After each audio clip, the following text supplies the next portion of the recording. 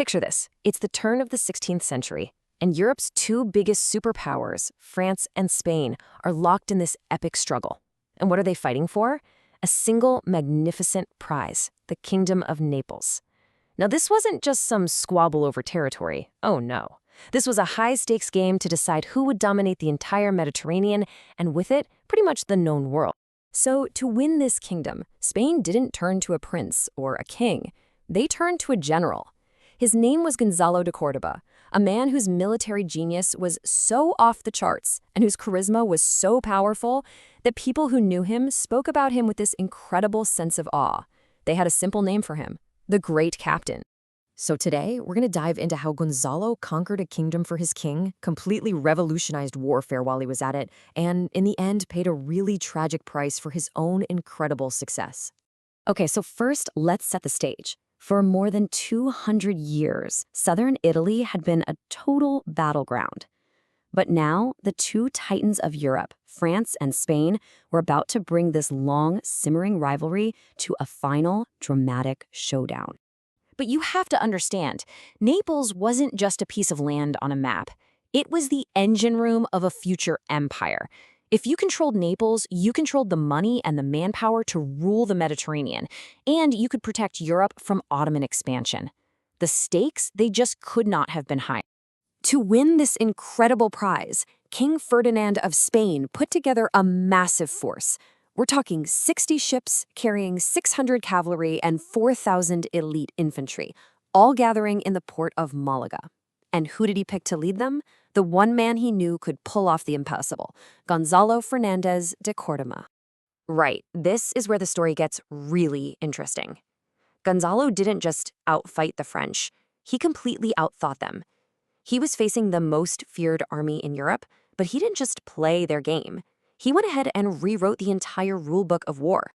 What we're seeing here is a fundamental clash of military philosophies. The French relied on the old way, one single, thunderous charge of heavily armored knights. It was brutal, and you know what? A lot of the time, it worked. But Gonzalo's system, that was something brand new. It was like a coordinated dance of firearms, pikes, and swords. A modern army built not just to meet the shock of a charge, but to absorb it, break it apart, and then just cut the enemy to pieces. Even the great political thinker Machiavelli saw exactly why this system was so incredibly deadly. See, the Spanish didn't just get new weapons, they integrated them perfectly. The long pikes would stop the cavalry charge dead in its tracks, and in the chaos that followed, soldiers with short swords would rush in, getting under the enemy's long pikes, right where they were totally defenseless, and completely turn the tide of the battle at close quarters.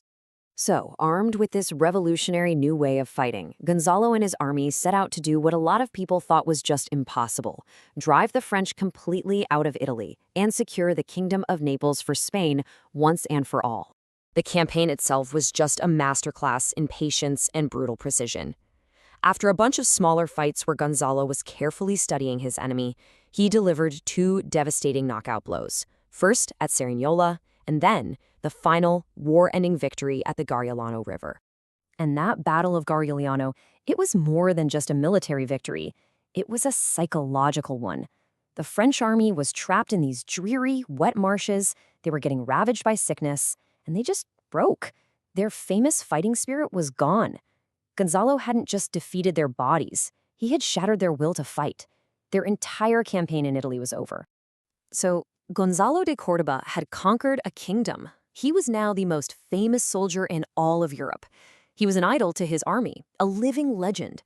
But right there, at the absolute pinnacle of his glory, his own success was planting the seeds of his downfall. Think about what this quote is saying. The best and brightest of Spain started flocking to his banner, not the king's. This belief started to grow that anything was possible, but only with him in command. And that level of personal loyalty is something a shrewd, suspicious king like Ferdinand could never, ever tolerate in one of his subjects. And so, the betrayal came. The very king who sent him to conquer an empire now saw him as a rival. Ferdinand summoned Gonzalo back to Spain, promising him even greater honors, but it was all a trap. The second he was home, he was sidelined, his command was revoked, and the great general was basically placed under a kind of gilded house arrest. The death of Queen Isabella, who had been his most powerful and loyal supporter at court, was the final nail in the coffin. With her gone, there was no one left to protect him from the king's jealousy. The great captain, the man who conquered Naples, would never lead an army again. He ended up dying in obscurity, with all the rewards promised by his king left unfulfilled. So even though his own king tossed him aside, Gonzalo de Cordoba's impact was permanent. I mean, he didn't just change the map of Europe, he fundamentally changed how Europe fought its wars for the next 150 years. When you look at it, Gonzalo's legacy is just immense. He delivered an empire to Spain. He created the tactical system that dominated battlefields for a century, proving the age of the knight was officially over. But his personal story? Well, that's a timeless, tragic lesson. Glory can be fragile, and loyalty to a crown can sometimes be repaid with nothing but suspicion and betrayal. It leaves us with this one fundamental question. Gonzalo de Cordoba won the battles. He forged the tools of empire. But it was King Ferdinand who got to wear the crown. So who really builds an empire? The king with the vision, or the captain on the battlefield who makes that vision a reality?